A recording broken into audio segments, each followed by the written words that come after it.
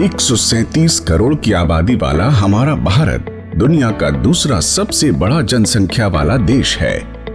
इस बड़ी आबादी का एक बड़ा हिस्सा असंगठित क्षेत्र में दिन रात मेहनत करता है। इनकी संख्या 38 करोड़ से भी अधिक है। ये असंगठित श्रमिक मनरेगा कामगार, प्रवासी श्रमिक, street vendor, mid day meal श्रमिक, सिर पर बोझ ढोने वाले, ईंट भट्टा मजदूर, कचरा उठाने वाले, घरेलू कामगार, धोबी, रिक्शा चालक, भूमिहीन और खेतीहर मजदूर, निर्माण, बीड़ी, हथकरघा मजदूर और आशा एवं आंगनबाड़ी कार्यकर्ता आदि हैं। यानी देश अर्थव्यवस्था की एक बड़े हिस्से की जिम्मेदारी इनके कंधों पर है, जिसे ये पूरी कुशलता के साथ निभा रहे हैं।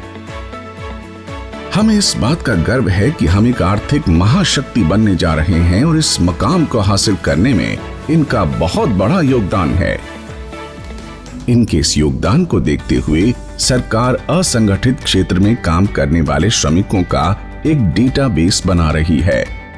श्रम और रोजगार मंत्रालय ने एनआईसी की मदद से एक राष्ट्रीय पोर्टल के जरिए इस डेटाबेस को एकीकृत करने का बीड़ा उठाया है।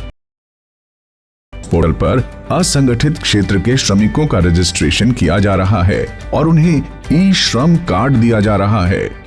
इसके लिए श्रम और रोजगार मंत्रालय एवं सीएससी के बीच एक समझौता हुआ है, जिसके तहत सीएससी इस डेटाबेस को समृद्ध बनाने में मदद करेगी। सीएससी के 4 लाख से भी ज्यादा सेंटर्स पूरे देश की डिजिटल डिवाइड की खाई को कम कर रहे हैं। भारत सरकार के कई तरह की सेवाओं को आप वीएलई जनता तक पहुंचाने में अपना महत्वपूर्ण योगदान दे रहे हैं।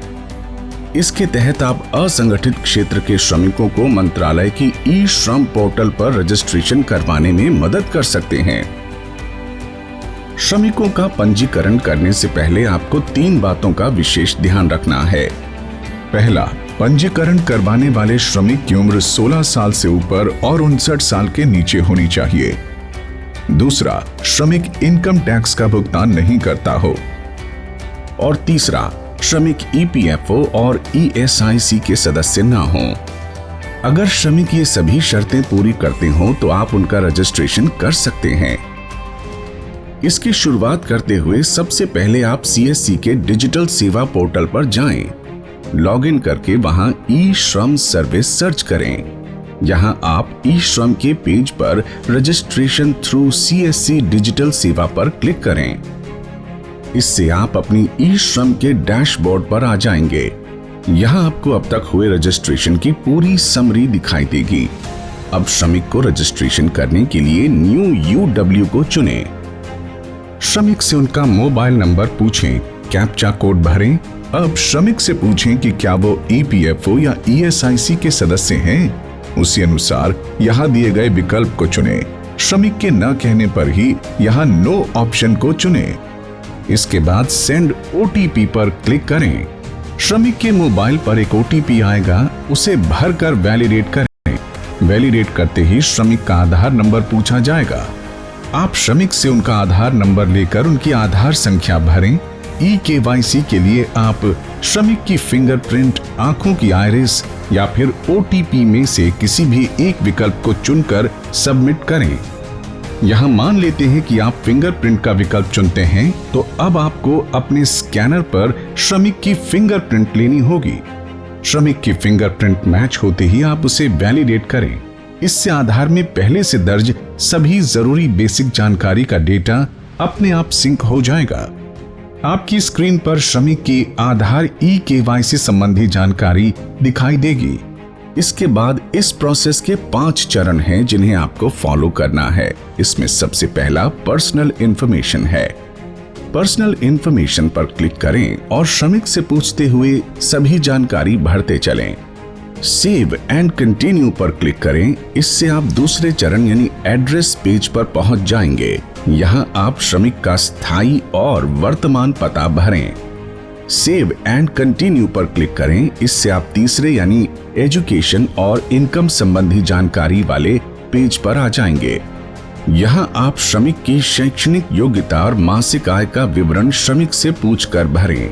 यहाँ आपको श्रमिक की शैक्षणिक सर्टिफिकेट और इनकम सर्टिफिकेट लगाना जरूरी नहीं है।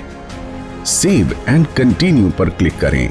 अब आप चौथे चरण यानी ऑक्यूपेशन मतलब श्रमिक के पेशा और स्किल वाले पेज पर आ जाएंगे। यहाँ श्रमिक का पेशा और उनकी वार्षिक अनुभव की जानकारी उनसे पूछकर भरें और सेव एंड कंटिन्यू पर क्लिक करें। अब आपके सामने पांचवा और अंतिम स्टेप बैंक अकाउंट डिटेल्स आ जाएगा। इसमें ये पोर्टल श्रमिक के उस बैंक अकाउंट को अपने आप ऑनलाइन वेरीफाई कर लेगा जिससे श्रमिक का आधार नंबर जुड़ा हुआ है। इसका मतलब अगर श्रमिक के आधार के साथ बैंक अकाउंट जुड़ा हुआ है तो आपको उनसे बैंक अकाउंट विवरण लेने की आवश्यकता नहीं है। यहाँ सेव और कंटिन्यू पर क्लिक करते ही आपको ये पोर्टल प्रीव्यू प्रोफाइल या सेल्फ डिक्लेरेशन के अंतिम पड़ाव पर ले जाएगा। यहाँ अब तक भरी गई सभी जानकारी आपको एक ही पेज पर दिखाई देगी जिसे आप एक अंतिम बार देख सकते हैं। फाइनल सबमिट करने से ठीक पहले आपको श्रमिक से अंतिम सहमति लेनी है, जिसका मतलब ये होगा कि श्रमिक द्वारा दी जा रही सभी जानकारियां और विवरण सही हैं। अगर ये सभी जानकारी सही है तो आप फाइनल सबमिट पर क्लिक करें। इसे करते ही श्रमिक के मोबाइल पर एक OTP आएगा। आप श्रमिक से इस OTP को लेकर भरें। इसका मतलब श्रमिक ने इस पूरी प्रक्रिया के लिए अपनी सहमति स्वयं दी है। सबमिट करते ही स्क्रीन पर असंगठित श्रमिक का ई-श्रम कार्ड चमक उठेगा। आप इस ई-श्रम कार्ड की एक प्रिंट निकालकर तत्काल श्रमिक को दे दें। इस ई-श्रम कार्ड पर श्रमिक का नाम, उनके पिता का नाम, श्रमिक की जन्म तिथि, जेंडर, व्यवसाय, वर्तमान पता, मोबाइल नंबर और 12 अंकों का खास ई-श्रम नंबर दिखाई देगा। इस पूरी प्रक्रिया में आप श्रमिक संबंधी जानकारी सावधानी पूर्वक भरें। डेटा की एंट्री करने के दौरान किसी भी प्रकार की जल्दबाजी या लापरवाही न करें। आप श्रमिक को ये जरूर बताएं कि ये पूरी सुविधा और ई-श्रम कार्ड एकदम मुफ्त हैं। साथ ही इस ई-श्रम कार्ड के साथ श्रमिक को 1 साल तक के लिए PM सुरक्षा बीमा योजना का लाभ बिना किसी अतिरिक्त खर्च के मिलेगा। प्रत्येक रजिस्ट्रेशन के लिए श्रम एवं रोजगार मंत्रालय CSC SPV को 20 रुपए देगा। आप VLE बंधुओं को आपकी पारिश्रमिक आपके CSC वॉलेट में मिलेगी। अगर आप VLE बंधु स्वयं भी रजिस्ट्रेशन की सभी शर्तें पूरी करते हो तो आप अपना रजिस्ट्रेशन ई-श्रम पोर्टल पर कर सकते हैं। रजिस्ट्रेशन संबंधी किसी भी तरह की जानकारी, पूछताछ या फीडबैक के लिए आप CSC SPV को ईमेल कर सकते हैं। CSC SPV की ईमेल ID है ishram@digmail.in। आइए CSC के हम सभी VLE बंधु इस महत्वपूर्ण कार्य से जुड़ें और ज्यादा से ज्यादा संख्या में श्रमिकों का रजिस्ट्रेशन करके इस डेटाबेस को समृद्ध करें।